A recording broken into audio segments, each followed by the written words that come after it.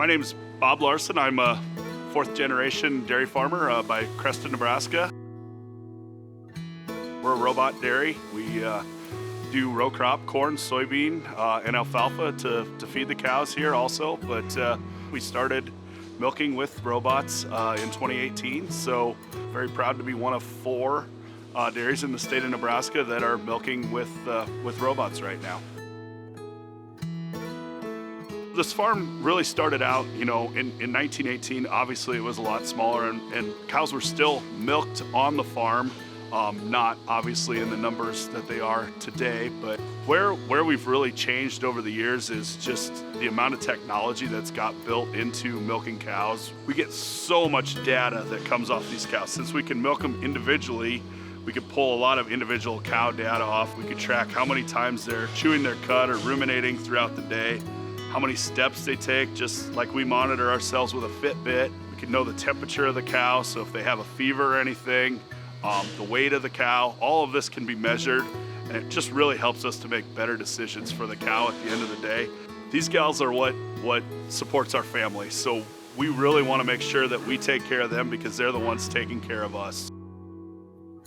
Robotic dairying is really changing the way that farming is really perceived. It really improves the animal welfare of the cow.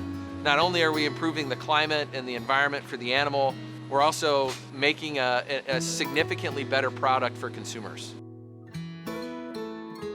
When we set out to build this barn, priority number 1 was what's going to be best for the cow. The cows actually come up, stand in line all day. The door opens, they walk in on their own free will. The robot arm comes underneath them, it milks the cow, it takes all the measurements of the cow, lets the cow out. All these cows have a dietitian for them. So everything on this farm is tested in a lab. He puts it in a computer and we spit out a ration that is perfect for these cows. There's a lot of different components within the diet that the cow has to have in order to maintain a good body condition and health overall for the animal and to produce good milk. And when you look at what soybean meal and soybean really products can provide for a protein availability for an animal is significant. Soybean meal plays a really key part to our ration. It's a great source of protein. So we feed a traditional soybean meal and we feed a soy best, so it's a bypass protein. So we get the best of both worlds off of soybeans to get the protein that the cows need.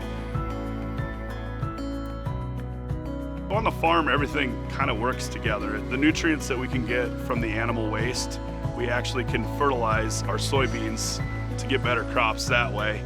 Better crops, we use the soybeans or the corn, we feed it back to the animals.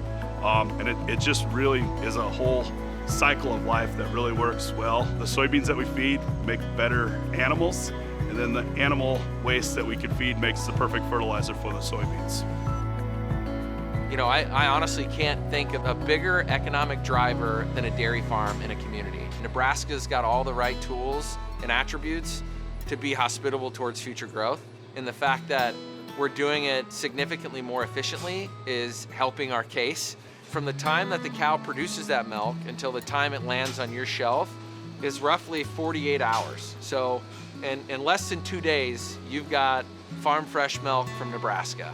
Nebraskans and really any consumer should be proud about dairy in our state. We're really passionate about showing where the milk comes from and just telling the story. I'm really proud of our heritage, and I'm happy that the generations before me have decided that they want to see the next generation and come back and to be a part of the farm. So we're 4th generation, but I hope that we do have more generations that want to keep it going and continue doing what the family has done for a lot of years.